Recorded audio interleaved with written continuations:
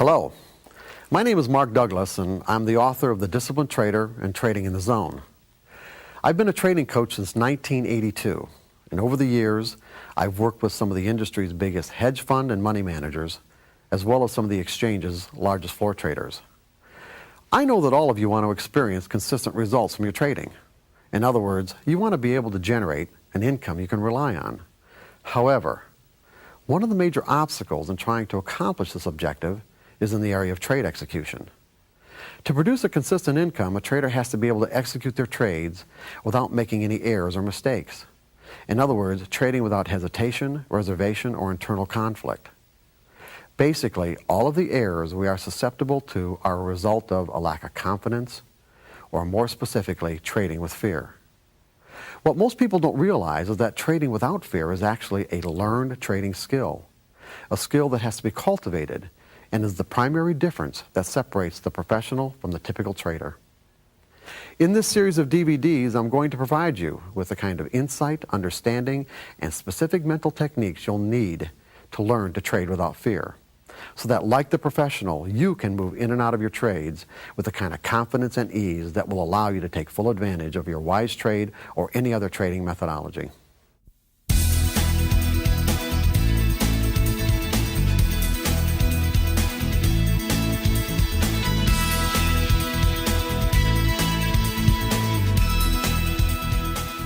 Hey, hello. Yeah, good morning. And also, too, how many people came from the West Coast or in the West Coast time zone? Yeah, it's like the wise trade people picked me up at 6:30 in the morning, which was 4:30 in the morning for me. So when I say that, when I say this, we're here for you, and to ignore the cameras, ignore the environment, I really mean that. But at the same time, I want you guys to help me a little bit, okay? It might take me a little bit, to get going, because I'm not used to doing presentations at 6:30 in the morning my time or 7 o'clock in the morning my time. But anyway, what we're going to do is we're going to go through the process of learning how to think like a professional trader. Why would we want to learn how to think like a professional? Anybody got any ideas? What's that? Make some money. Make some money. But you don't have to think like a professional to make money, do you? What does it even imply? What does it imply to think like a professional trader? I mean, let me ask you this. How many you guys have, I don't know what your trading experience has been in terms of the number of years you've been at it, or kind of give me an idea of the demographics here of the audience. I mean, how many people have been trading for more than 2 or 3 years? Most everybody? Then less than 2 years? Kind of new people? Oh, okay. So we've got about half and half. What would it mean to you guys to say, well, let's think like a professional trader? Then you're not thinking like an amateur. What's that? Not thinking like an amateur. Okay, that's good. But what are the implications of the difference between a professional and an amateur? Right, consistency. Consistency. There you go. You see, you're at my Houston workshop, right? Yeah, consistency. Exactly. In other words, what that would imply is that if I'm a professional trader, in other words, if I've aspired to be a professional, one of the implications would be that I can make consistent money, because if I'm trading in the mode of a professional, I could be a hedge fund manager, a professional hedger working for trading companies, or just having a full-time job as a trader where my income, my sole income, is derived as a trader. And to be in that kind of a position, or to be in a position where other people are going to give you their money or give you their assets to be able to, make money for them, it would certainly imply that you can make consistent money.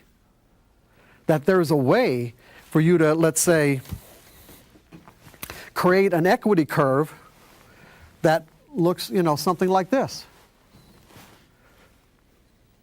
Isn't that right? Are you going to give your money to somebody with an equity curve that looks like that? I'm not saying that people don't do it, and I'm not saying that it doesn't happen.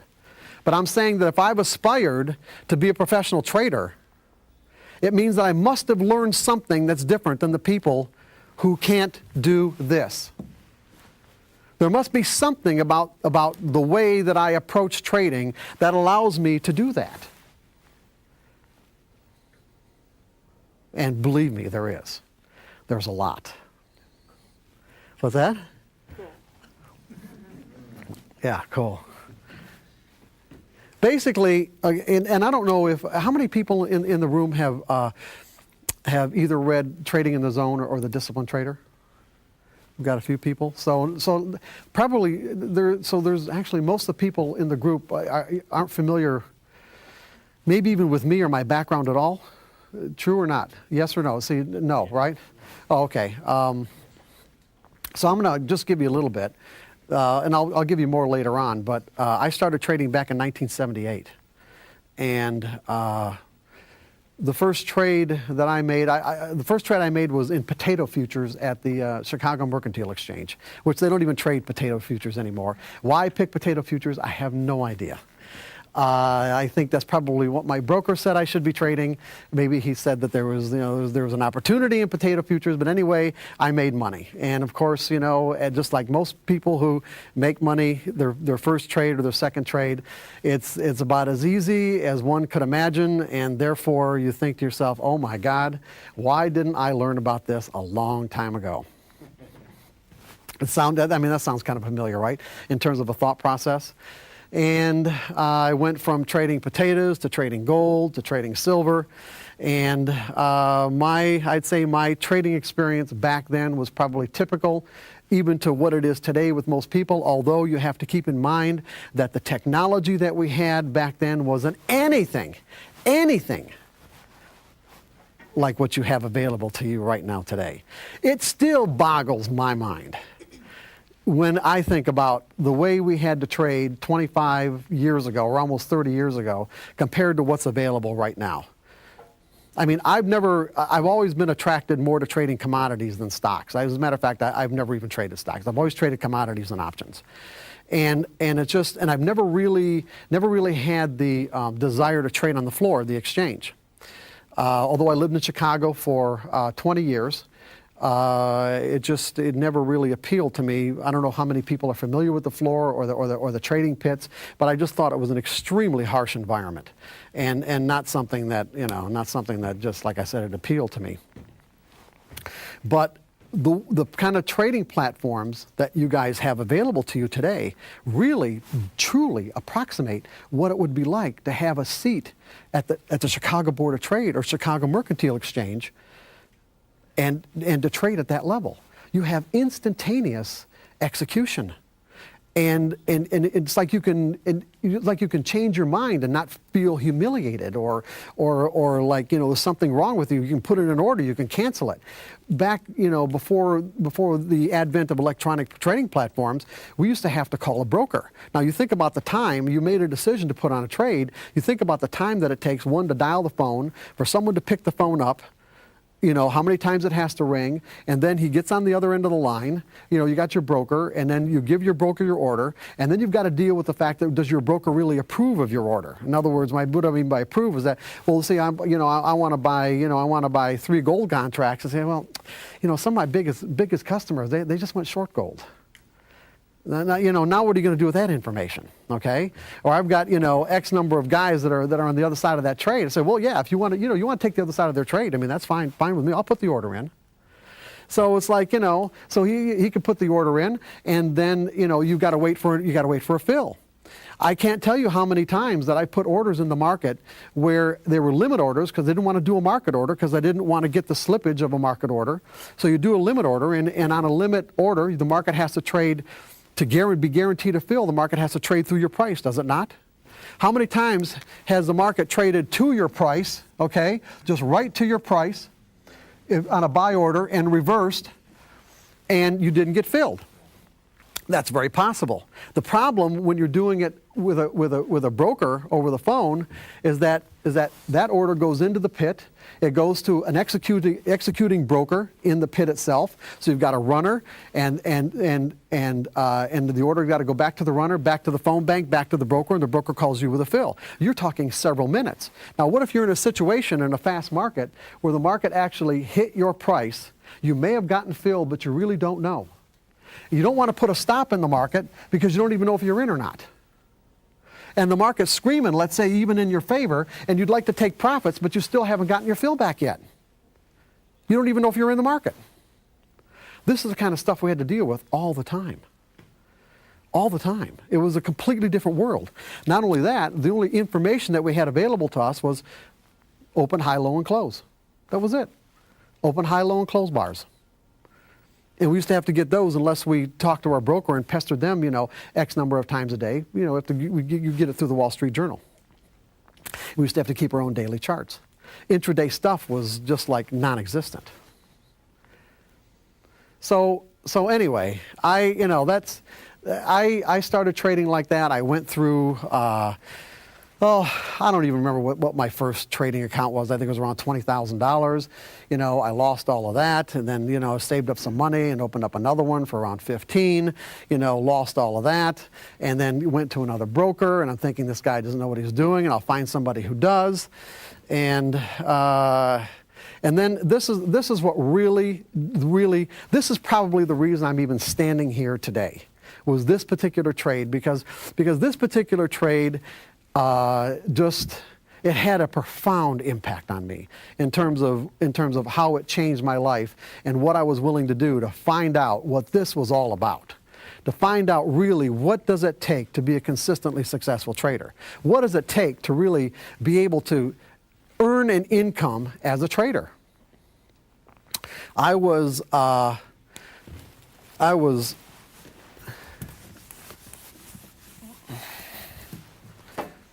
long silver. This would have been back in right around 1980 or 1981. 1980, I think.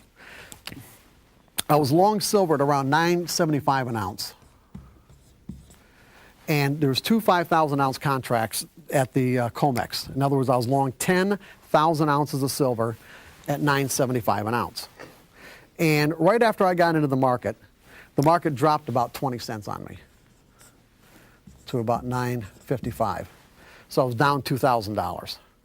And my broker said, well, okay, here's what we're going to do. Instead of getting out, we'll put you into a spread. And so what we'll do is you're long 10,000 ounces of silver in New York. We'll go short 10,000 ounces of silver in Chicago, because you could trade Chicago silver at the Chicago Board of Trade. Everybody with me on this? Just want to make sure that you guys are all with, even though I know many of you are stock traders, the concept is the same, okay? So I'm long 10,000 at 9.75. He puts me short 10,000 at 9.55 in Chicago. So I've got this spread going on. And then he said, well, when the market goes back in your favor, we'll just take the short leg of the spread off. Now, keep in mind, back then, you guys are. What do you typically pay for commissions, even in commodities, or even I don't know what you pay for stocks, but typically the average commission is about $4 to $5 a round turn, right? That's what you'd expect to pay. No, what are you paying? Less? No, more. More? Round turn? Wow, really? I got the lowest. Well, you're in the Dow. You're in the Dow Mini. What are you paying for the Dow Mini? 11. 11. Oh, that's as low as I could. It started at like 30. Oh, okay. Well, anyway, then 11. Paying 89 back in the day. Oh, okay. Well, back then, back in the 80s, how much do you think we were paying back then? Come on, give me a guess. Come on. Guess. What? Yeah, 125. How's 125 a round turn? Yeah. Per contract. Yeah. So in other words, for me to put this trade on cost me $250. Okay? When he put this one on right here, it cost me another $250. And then he said, of course, that when the market goes back into my favor, he'll take the short leg of the spread off, and I should be all right. So that's exactly what the market did. The market went back up to right around the 975 area. He took the short leg of the spread off, and then the market immediately dropped back down another 20 cents and put the short leg of the spread back on again. So that's another $250, okay? Plus he just locked in. When he took this off, First of all, he locked in a $2,000 loss by putting this trade on. When the market went back up to 975 and he took this off, he locked in another $2,000 loss. And then when it went back down again, he put it back on and locked in another $2,000 loss. Now I'm down $6,750. Okay? And then, of course, it happened 2 or 3 more times. Now, from the market's perspective, all the markets, the silver market's just in a trading range. That's all it is. It's just in a trading range. But I didn't know how to read chart patterns at the time and didn't really understand what was going on. I was just listening to him. And so what he was doing was just taking advantage of the fact that it was going back and forth between support and resistance and generating commissions for himself, okay? That was it. That's basically, he was just turning my account. But that's not the story, okay? That's happened to a lot of people. Of course, it happens less now because we're all responsible for the trades that we put on. All we have to do is click the mouse button, and it's not that much money. But here's the story: is that as these losses are mounting, okay, and I can't sleep and getting real stressed out. You know, I wake up one morning and I thought, you know what, this is it. I just can't take this anymore. I just can't take it. And so, you know, when I got to work, I called them and I said, you know what, just get out of the whole damn thing. I just can't do this. So just liquidate the position. Does anybody remember the Hunt Brothers silver debacle?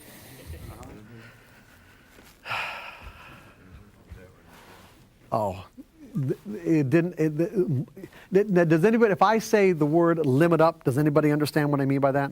Okay, the exchanges will impose artificial price limits of how much a commodity, or even a stock for that matter, can fluctuate in any given day before they stop trading. So we don't have these kinds of moves too much anymore. But back in the 80s, limit moves were really quite common.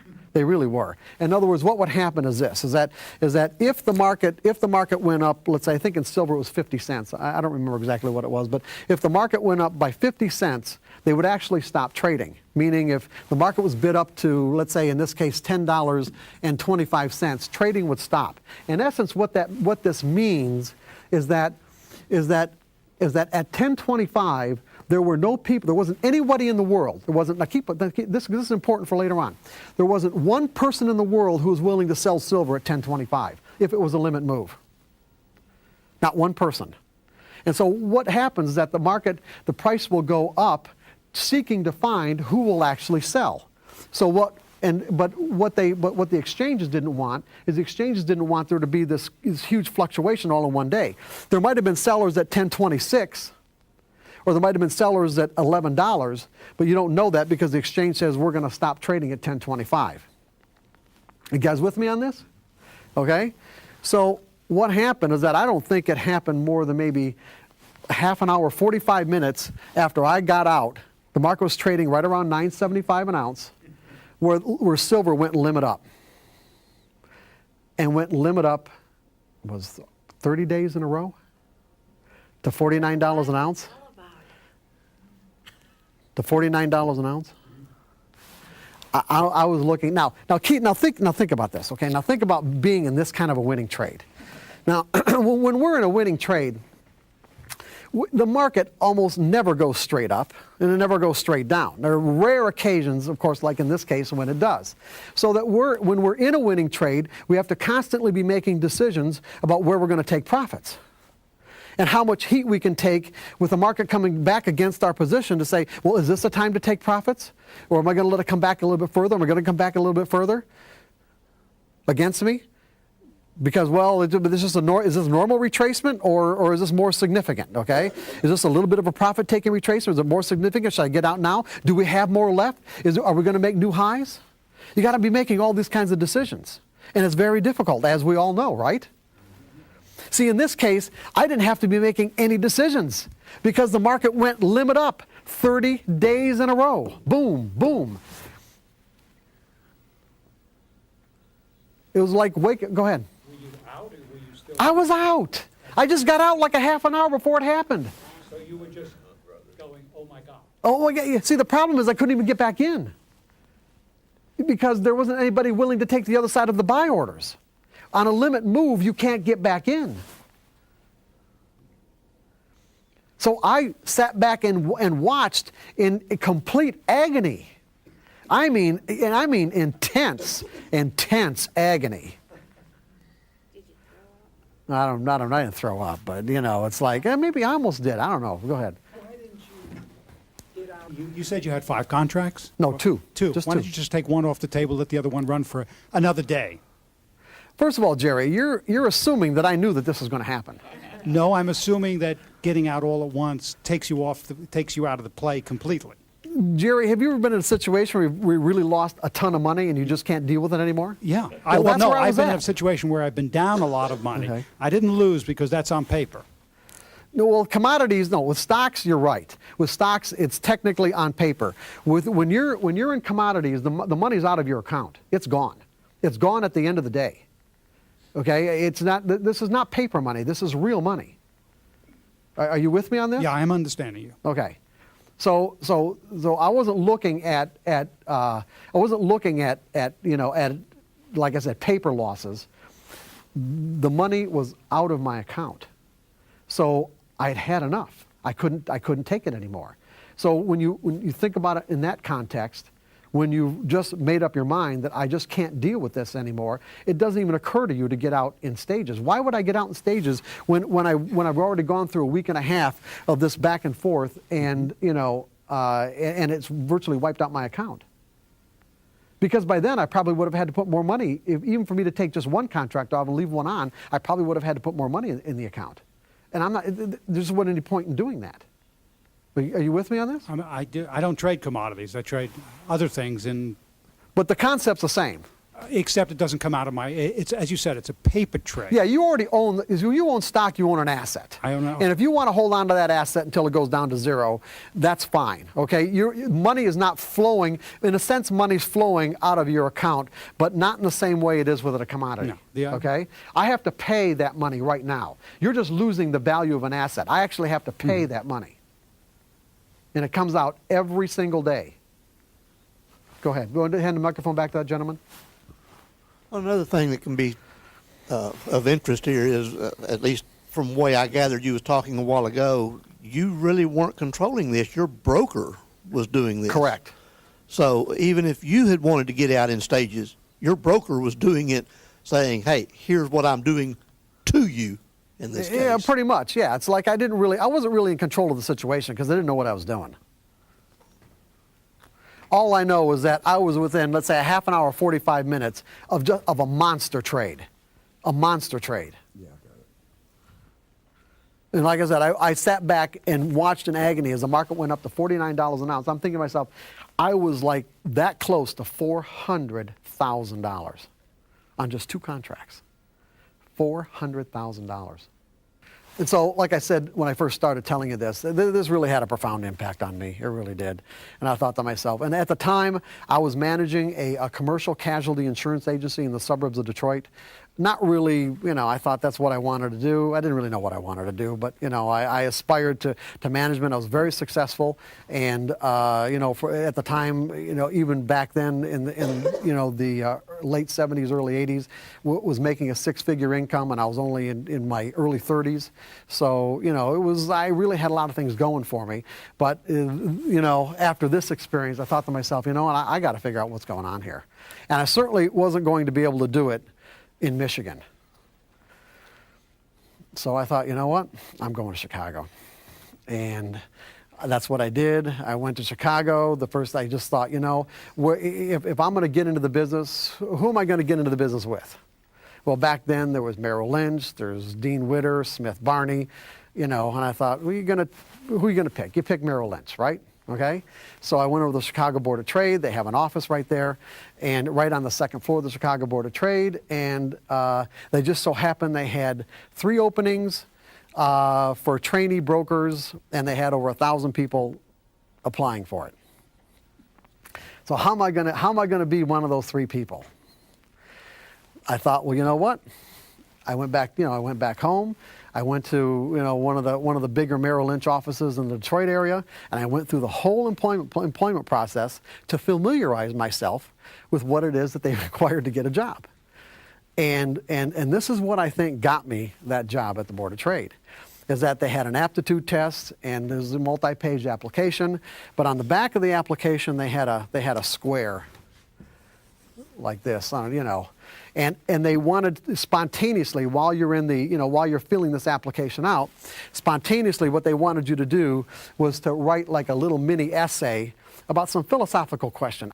Before I went to the Board of Trade and actually filled out that application, I spent 2 weeks agonizing over every word, just to make sure every word of that 2 or 3 paragraphs that I wrote down was completely perfect. So that when I took the app, I wrote down exactly what I'd worked on.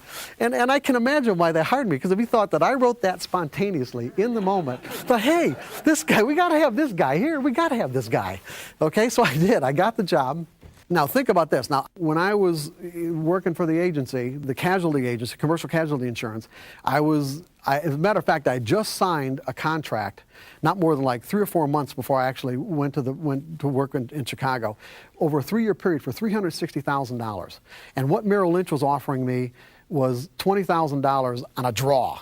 Okay, in other words, it was a, you know, they're going to give me $20,000, but it's a draw. I mean, I got to pay it back based on commissions. Now, if you can imagine, there wasn't one person in my life, not one person, who thought that I wasn't absolutely stark raving out of my mind to give that up, to go to Chicago to do this. So, you know, it wasn't like I had a lot of support. You know, and it wasn't like I wasn't catching a lot of grief from everybody that I knew about what it was that I was doing. So you can imagine my horror, is a good word for it. I mean, because when I got to Chicago, I'm thinking, why am I even doing this? I'm doing this because I'm going to Chicago because that's where the traders are. That's where the people are who know what they're doing. Correct? And then to get there to find out that that is not the case. That is not the case at all. That there were 40, almost 50 brokers in the office, and none of them knew how to trade. Not only did they not know how to trade, I mean, Merrill Lynch made absolutely no bones about the fact that we were not traders. They spent no money, no time, and completely discouraged us from even learning how to trade. We were salesmen. We were taught how to talk about trading. We were taught how to talk about investments. We were taught how to, you know, it's called dialing for dollars, to get on the phone and get people to open up accounts. And even though this was unspoken, I'd say the underlying philosophy behind the business was, especially in the commodities business, I'm not talking about the equities. I'm not saying that on the equity side of the business that it wasn't more reputable. But this was about as irreputable as it could be. Because the underlying philosophy that we operated from was, all commodity traders are terminal, meaning like they have a terminal illness. It's only a matter of time before they, when I say all commodity traders are terminal, and it is our job as a broker to make them as comfortable as possible until they expire. In other words, to extract as much money out of their account as you could until they're gone.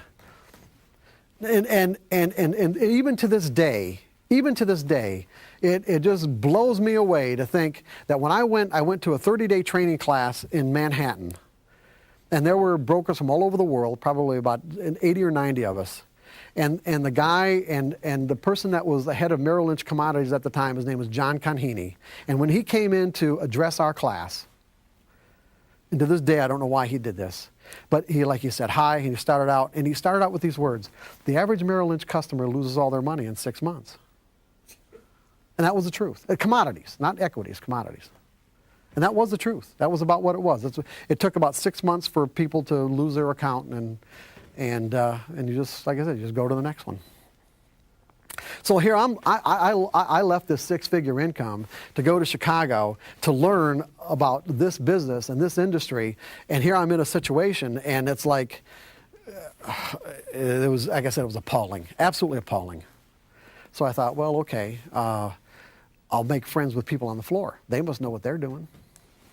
The floor traders know what they're doing. Well, I found out that wasn't necessarily the case either. Now, it doesn't mean that the floor traders didn't know how to make money. But and this is, I'm not going to get into this because we don't have time. But even though what you do is called trading, and what they do they call trading, the way and the mindset that you have to make money couldn't be further apart, even though they're both called trading. The typical local, when I mean the person who traded for their own account in the pit or on the floor of the exchange, the way they made money, almost they weren't trying to make direction related decisions. In other words, it wasn't the kind of trading where they would find themselves in winning trades that were going in their favor, but that's not the reason why they put the trade on. And like I said, I'm not going to get into the specifics or dynamics of it because it'd take me too long to explain, and it just isn't necessary for right now. All I'm saying is that it's a completely, as a matter of fact, before I left Chicago and moved to Arizona, the Chicago Mercantile Exchange asked me, and I worked on it for a while, for about 6 months before I left, asked me to put together a program to help floor traders make the transition from the floor to screen-based trading, because it's a huge psychological leap. It really is. It's a huge transition that has to be made. So what I'm saying is that, not knowing that before I got to Chicago, it was like, here I'm in a situation where I really didn't know anybody who really knew how to trade, or at least knew how to trade in the sense of creating that consistency that we're looking for. It doesn't mean that people couldn't make money. People were making money all the time. It's just that, what's the point of making money if you're susceptible to giving it all back? In other words, if this is your equity curve, and then all of a sudden you're experiencing these huge losses and huge drawdowns, not only is this certainly damaging financially, but it's also damaging emotionally. And it can be very difficult to recover from. These are what I call the boom and busters. Okay, you basically had traders that fall into 3 categories as far as equity curve is concerned. You've got your consistent winners, the people who have, the traders,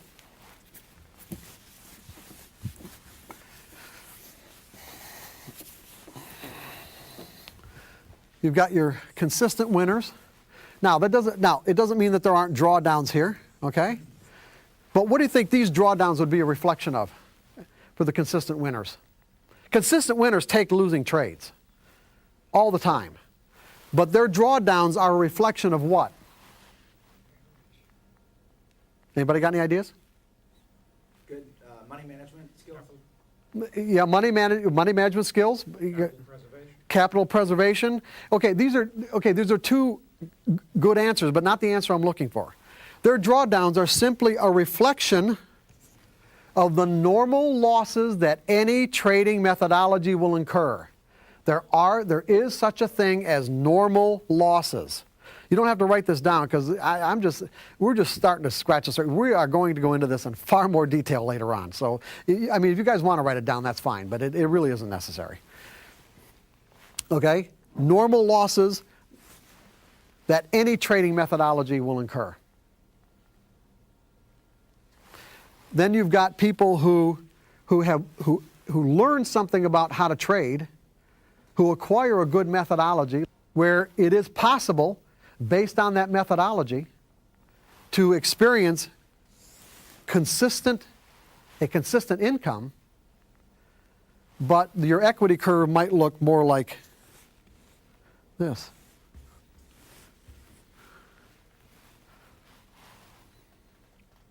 Most people who are experiencing the boom and bust cycles, these are the bust cycles, would say that something happened in the market to cause this. What you're going to find out today is that it is not the case. Even though it may seem like it, it is not the case. These are virtually always the result of trading errors, what I call trading errors, which we're going to go into in detail later on. One of the, just for the gentlemen, few people back here that don't have any idea of my background, I'm going to go a little bit further in it, and I'm just going to jump ahead for a second. I ended up being a trading coach, and working with. I was a trading coach for probably about 17 years. I don't really do it much anymore. I just pretty much focus on my own trading. But but while I was, especially in the, throughout the 80s and most of the 90s, I worked with a lot of floor traders. And we talk about boom and bust. There was one of the floor traders I worked with was probably one of the 5 biggest bond traders at the Chicago Board of Trade. And when I met him was in like around May of 1992. And from January of 92 until the time that I met him in May of 1992, he had around, this is a guy that just traded for himself. He didn't trade for a firm. He just traded his own account on the floor of the Chicago Board of Trade in the bond pit. He had $12 million roll in and out of his account. And he had a particularly bad day, and he ran into somebody who attended one of my workshops and said, hey, you should go see this guy. He called me. We had a few appointments, didn't really go anywhere. And the next thing, about a month later, I get a frantic call from his wife, who I hadn't even met, didn't even know who she was. Got a frantic call from his wife that said, they're going to lose their house if I don't do something with him, okay? he had another real bad day. So anyway, I started working with him in July of 1992. And from July of 1992 until the end of the year, he ended up the year with almost $6 million. Now, that may not seem like a lot considering he had these swings, but he'd never finished a year with more than, I think, around $650,000 or $700,000. So he had just under $6 million. And so then he went on vacation. He happened to take a book with him called The Coming Collapse of the Bond Market. And this would have been in like late December of 1992, early January of 93. And came back. Now, if anybody remembers the bond market back then, it rallied to spectacular heights. But in the meantime, he'd read this, The Coming Collapse of the Bond Market, so he was going into the market every day short, okay? And pissing away this $6 million until he got to the point where he had about 2 of it left. And took him about, I don't know, until maybe mid-February. And he was so exasperated that he said, hey, you know what? I'm willing to do anything. Okay, now keep in mind, I'm willing to do anything. And it wasn't lip service. It was real. It was genuine. It was sincere. And I said, if you're willing to do anything, then here's what you have to do.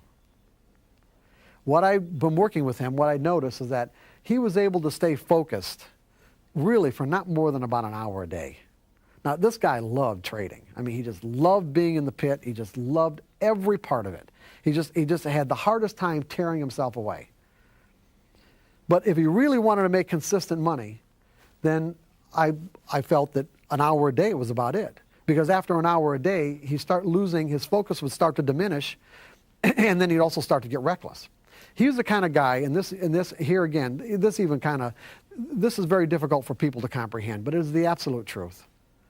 He was the kind of guy where, when I was working with him during that period, in the second half of 1992, where he would have a $500,000 day winnings. He'd make $500,000, but when he called after he was out of the pit to have his consultation, he'd be real angry with himself. Because up to about 5 minutes before the close, he was up $500,000, and then he'd piss away about 175 of it. So it only ended up with $325,000 for the day. Now this is just like a normal guy like us here in this room with $325,000, and this was not an abnormal day. But he's real angry with himself because he pissed away that 175. And then the next day, he'd do about the same thing. He'd make 400 and piss away maybe 2 at the close. And then the next day, he'd make, 350 and then piss away another 150. He's got spectacular wins up until Friday. But this accumulated anger that he was building up throughout the week, Monday, Tuesday, Wednesday, Thursday, by the time Friday rolled around, he'd lose $1.5 million. And then start the cycle all over again.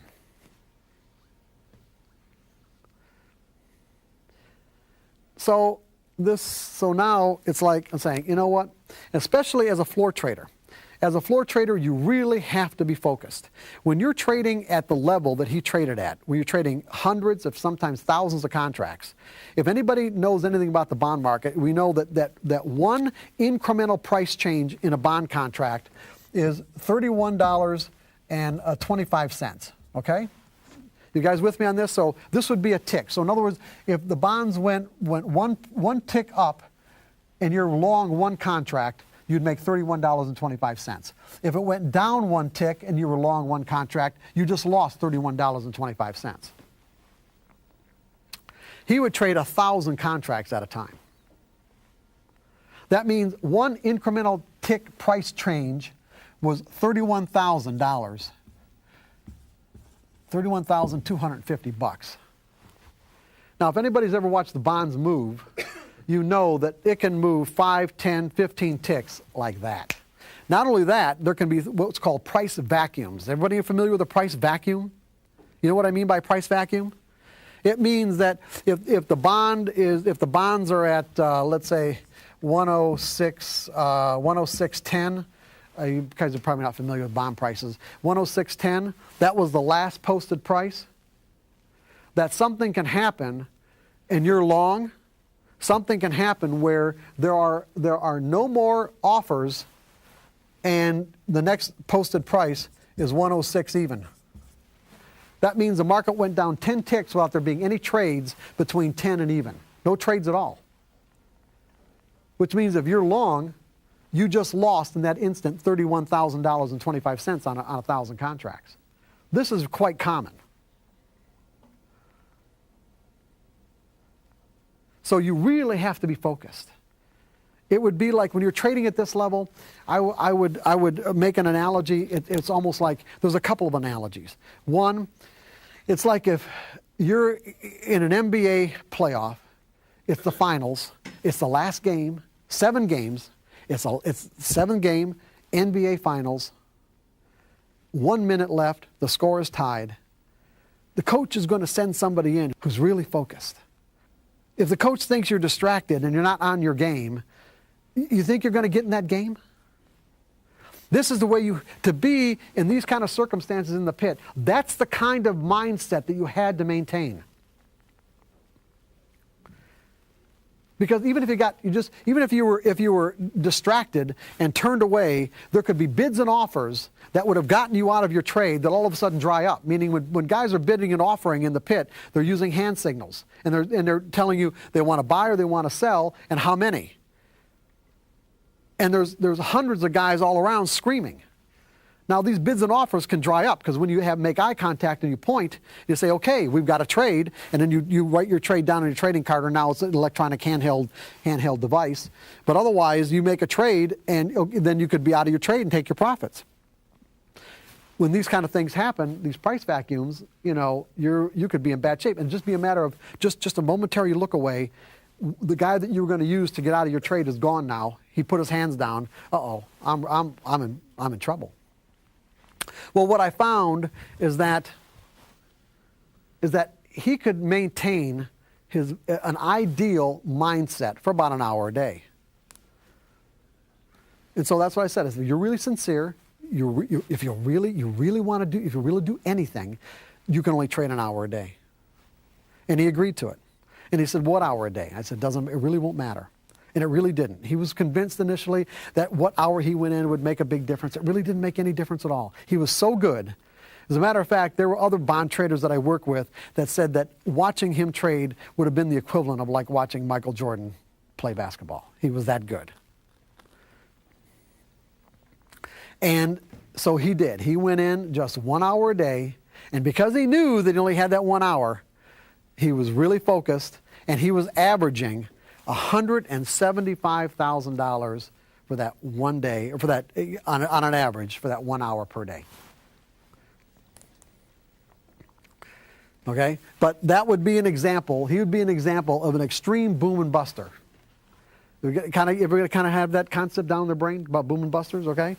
And then what you have is the consistent losers. People whose equity curve looks like that. Now, just to get back to my situation, like I said, when I went to Chicago, I'm thinking, okay, I mean, I've got quite a bit of money. I sold my interest in the agency, but at the same time, I had a pretty expensive lifestyle, as you can quite imagine. I had a house in Michigan that I had a girlfriend, a very high maintenance girlfriend, and her two daughters were living in. And I had a very expensive apartment in Chicago and a Porsche, and I had the life, okay? And I was going back and forth every weekend to visit them. So I mean, really, my situation was, I couldn't maintain that kind of lifestyle with the money that I had without being successful as a trader. And that was the whole idea anyway. I thought, okay, I'll make whatever shortfall that I end up with as a trader. And interestingly enough, I had to have my trading account with another brokerage firm secretly. I couldn't trade through Merrill Lynch. And there wasn't anybody else in the office who traded their own money. I was the only, unless they were doing it secretly and didn't tell me. I was the only person in the office who was actually trading their own money. Who actually traded, period, other than putting on trades for their customers. So what ended up happening is that, and another part of this is that I also had this, I can't really tell you why I knew this, it's just that I did. It just made sense to me. It just never occurred to me that trading was anything other than about psychology. I mean, the first trading book I ever bought was actually the very first book on trading, the first book that was devoted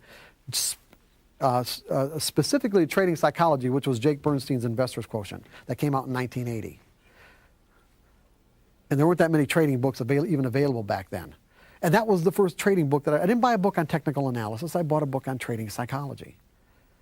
So I was not only immersed in the concepts of trading psychology virtually right from the very beginning, I was also keeping very extensive journals of my thinking process, what was going on, what I was observing from other brokers in the Merrill Lynch office, as well as what I was observing from interacting with my customers.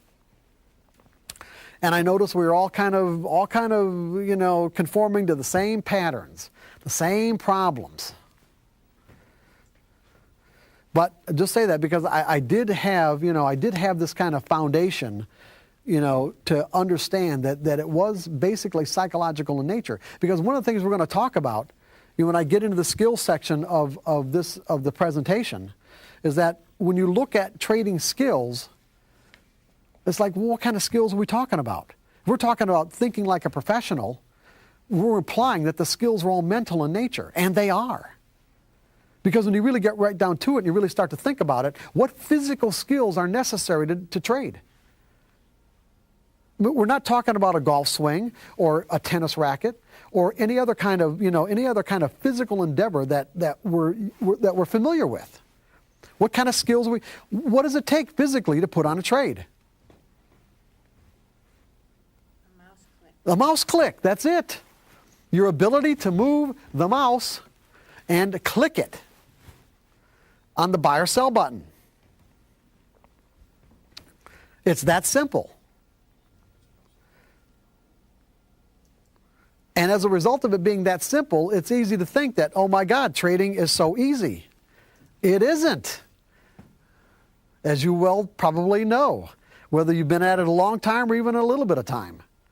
There are some very sophisticated psychological skills that you have to acquire to get this kind of an equity curve.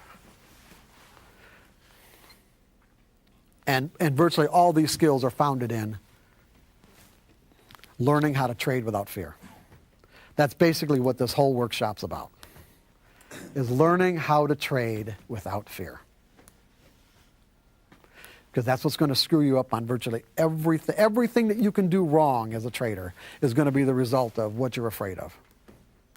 And the effects that fear has on your perception of market information.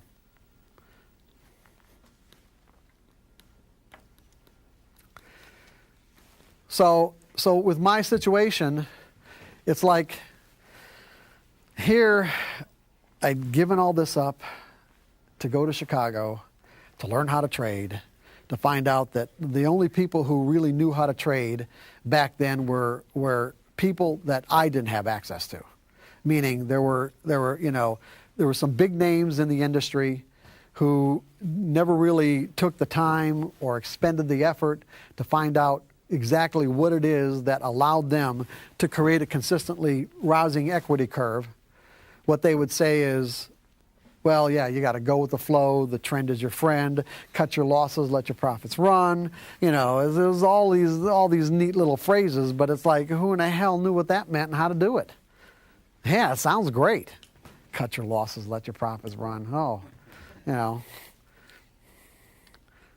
even cutting your losses can be extremely difficult to learn. Letting your profits run can be 10 times more difficult than learning how to cut your losses. In fact, it's one of the most difficult things to acquire in terms of a skill is learning how to let your profits run. So it was like all this was kind of building up, and my lifestyle was draining my money away. And one of the things that I would say characterized me back then, if I was probably obsessive about anything, it was my credit.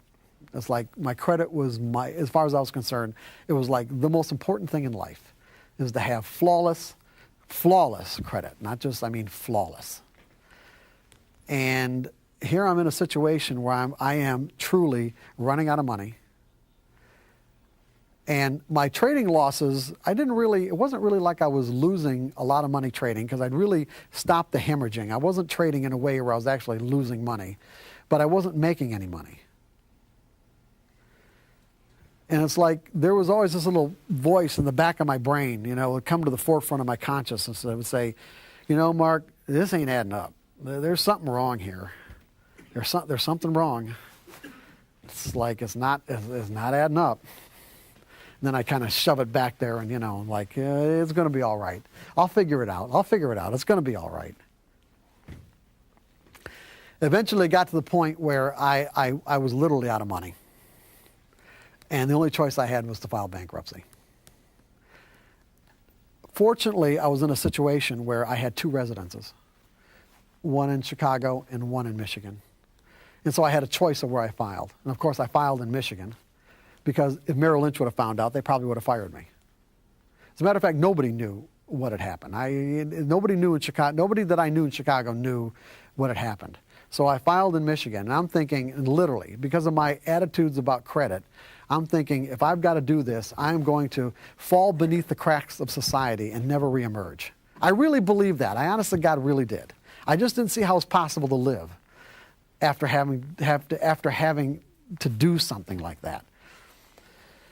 And of course, what I found is that, and when I ended up, what I say in The Disciplined Trader, and I don't really go into a lot of detail in The Disciplined Trader about this, but just to say that what I ended up with was really, I had an apartment, I had my bed and my TV, and when I filed, I was still current on everything. I wasn't even late one day on any of my bills.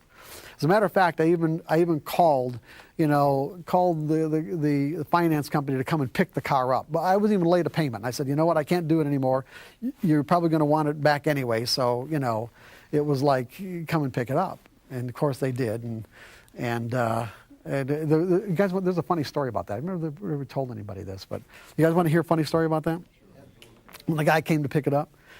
And so I'm thinking, because we're in front of the apartment building, and I'm thinking, well, if he's going to pick this up, then I ought to get some sort of receipt that it was in perfect condition, because I don't know what the hell he's going to do to it on I don't know. So it's like, and the guy wouldn't give me a receipt saying that, and so I wouldn't give him the keys, and so so he called his boss, and I heard his boss on the other end of the line screaming at him, "You do whatever he wants to get those keys," just like, and he said something else I'm not going to say for this particular presentation, but yeah, it was like, they just someone's willing to give you the car, but they don't even have to go repossess it. It's like, hey, give them the receipt. But in any case, what I realized, I mean, now you think about this, it's like when you define yourself based on your possessions. You know, just like anybody that loses anything, you've got an internal representation and you've got an external representation. And now there was a discrepancy between what was outside of me and what was inside of me in terms of the way that I define myself. And so that has to be reconciled. And what I realized, and it didn't even really take that long. I don't remember how long it took, but it was like, one, I still had my job at Merrill Lynch, and so as a result, I mean, it's like I'm starting thinking, okay, well, things are going to be all right. I was in my worst fear. I mean, that was my worst fear. I mean, when the fear would creep up into the forefront of my mind, I was like, that was my worst fear. Now I'm in it, and I'm realizing that, I think I'm going to be all right. I'm healthy. I can still think. I'm going to be all right. And when I came to this realization that I'm going to be all right, this is when things change for me as a trader. And this is the interesting part about my situation that most people don't have the benefit of experiencing.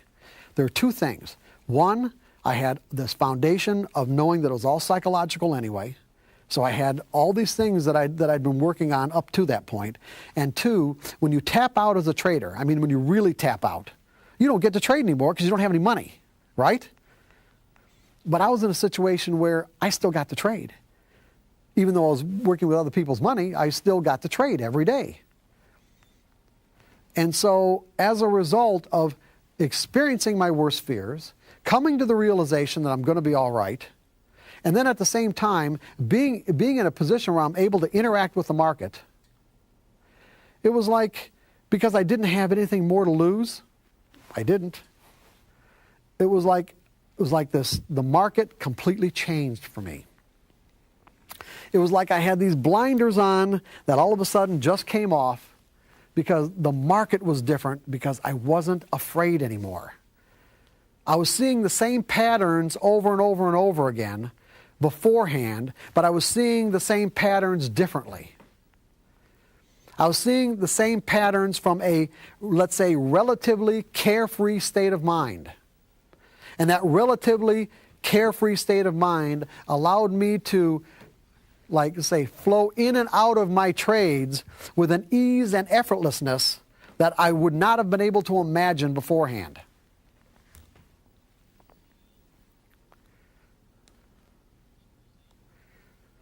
And then what happened is that I started making consistent money for my customers. And there's even, there's one really, as a matter of one really good story where, I mean, there are a lot of good stories that I can tell you about my customers at Merrill Lynch.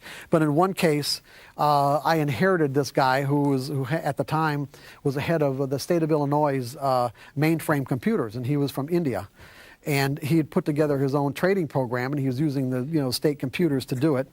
And so, and he had an account, technically an account with Merrill Lynch, but it wasn't funded because he'd lost all his money. But he still maintained the account. And so I inherited him as a customer, and he would call me every day, and he was just like, and all he would say to me is like, I'd pick up the phone. He wouldn't say, hi, how are you? He'd say, give me data. Like, give me the high, low, and close. And, so we interacted like this for a long time. Well, he came up with his own day trading system that eventually, well, because he and I started working on it together, he had the internal program for it, but he didn't have any money management parameters for it. So after about 2 or 3 months of working with him on it, we came up with some really good money management parameters. And then all my customers started trading it, and we were making consistent money day after day. Even to the point where Merrill Lynch was starting to take notice. Here all this whole his customer base is making money, and he got to the point where he's thinking, okay, all these people are now deriving this benefit from my work. I should be able to do it too. And he talked his wife into letting him put $5,000 into his account to fund his account. Now, I didn't know what happened to him. Why? I mean, not like we had personal discussions, so I don't know why he didn't have any money in his account. The guy was a maniac. It's like he put the money in his account, and 2 days later it was all gone. It was like he'd call me up and he'd say, okay, do this. I said, well, wait a second. The system says to do this. He said, no. I don't care what the system says. This is what's going to happen. He didn't follow any of his own rules. Now here we had a track record. We had a legitimate track record, bona fide, real money, day after day. He gets a few bucks in his account, and it's like he thinks he knows where the market's going. Like I said, he was gone in 2 days, and that was it. It was all over with, because at that point, he was done. I didn't get the system because it was in his computer, mainframe computer at the state of Illinois, and had no more contact with him. And shortly after that, ended up getting fired from Merrill Lynch anyway, because there was like one of these management consultants that came in from New York, and she was going around the office talking to all the different brokers because of whatever it was that they were trying to find out. And she got to me, and by that time I was already writing The Disciplined Trader.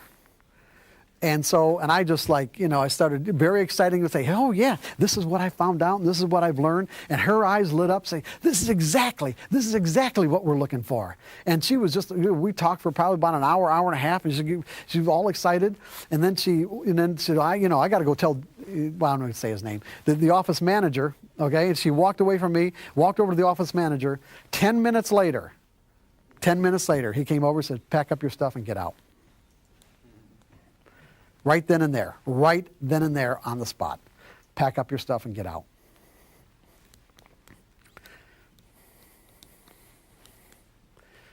So that's how I ended up actually being a trading coach, because by then, floor trade, because I'd made friends with floor traders. I was making friends to find out how they trade and that sort of thing. Well, they started coming to me for advice, even while I was at Merrill Lynch. And because it's a pretty small community, the word gets around, especially when people are really genuinely helped with the kind of advice that you're giving them. And I'd helped several floor traders turn their trading around. And so what had happened is I started getting hired by clearing firms. What I mean by clearing firms is that to trade on the floor of an exchange, you have to clear your trades through a financial institution. And so, it's like these are traders just like you. They have their own account, but what they have to do is they have to clear their trades through, like I said, one of the major clearing firms at the exchange. Well, what would happen is this, that it isn't like this now, but back in the early 80s, or the mid 80s, clearing firms were in some ways like almost like family operations, where the people who owned the clearing firms, they knew all the floor traders, they were friends with them, they partied together, Christmases and holidays and that sort of thing. And so if one of the floor traders would go debit, you know what I mean by go debit? In other words, you have to have a positive balance in your account. Well, the problem with floor trading is that not today, but back then, when you traded on the floor, you had to record your trades on a trading card. So in other words, if you and I are entering into a trade where I'm going long and you're going short, what I would do is that we would take our badge, like the acronym of our badge, and our clearinghouse number, record it on this card, and how many contracts we traded. Let's say you're short 10 and I'm long 10, and the price that we traded them at. Well, those cards didn't have to be turned in until the end of the day. And then they'd all get reconciled, meaning that between all the different trades and all the traders from all the different clearing firms, this would all go into a central clearing operation to find out which trades were, to find out who's long and who's short, how much money's coming out of whose account, and whether or not they were what are called out trades, meaning that you thought I said 10, and I thought we were doing it for 100. Okay, so now we've got a discrepancy of 90 trades. These were called out trades that had to be reconciled before the open of the next day, which is a whole nother world. We're not going to get into it. All I'm saying is that it would not be unusual for guys to overtrade during the day, and the clearing firm wouldn't even find out about it until the end of the day. For an example, one of the guys I worked with at Merrill Lynch, eventually he was a mathematics professor. He's a really nice guy. Should not have been a trader at all. Had absolutely, anyway, and P's at the Chicago Mercantile Exchange, and he was a one-lot trader, meaning, just traded one contract, one in and out, one contract, and eventually the forces inside of him were building up where he's frustrated with the fact that he can't make a living at it. He's just eking it out, where one day he snapped, and this one-lot trader almost took down the clearing firm. In other words, he's got like several thousand S&Ps on, several thousand contracts where other guys are into those trades and the market's going against them. So he almost took down a clearing firm just by himself. So what would happen is that because guys would go debit, meaning they end up in the day lost, maybe they're down $25,000 or $50,000 or $100,000. The guy that owns the clearing firm doesn't want to say, hey, you can't trade until you pay this off. They'd want to let him to go back into the pit to work it down. Well, after you got 4 or 5 of these troublesome or 15 of these troublesome traders that are constantly running debits, you start to get a little worried. And so what they did is they hired me to work with these guys. Most of the information, most of the insight, let's say, that you'll find in the disciplined trader and trading in the zone came from me working with these floor traders on a daily basis.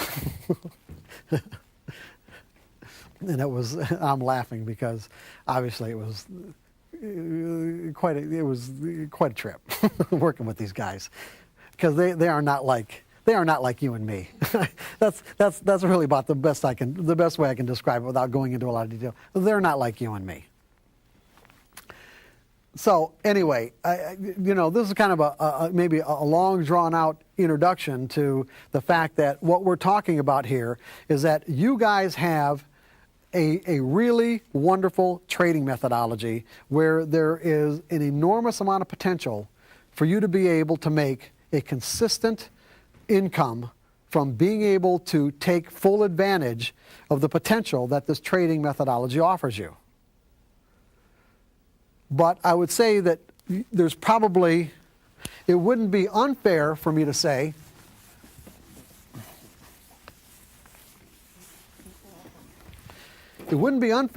that there's probably what I'm going to call the profit gap. The gap between the potential and your bottom line results. This is the potential, and this is your bottom line results. Most people think that when they realize that this gap exists, that somehow learning more about the markets is what's going to fill it.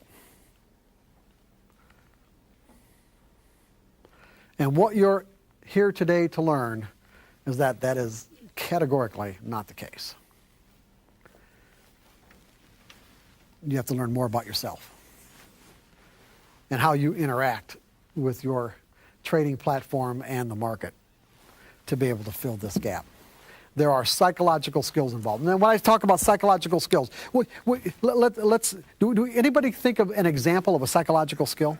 This is difficult. I don't think, I'm not saying that you should have the answer, but can you think of an analogy in maybe in other parts of the way we express ourselves that you can think of what would be an example of a psychological skill?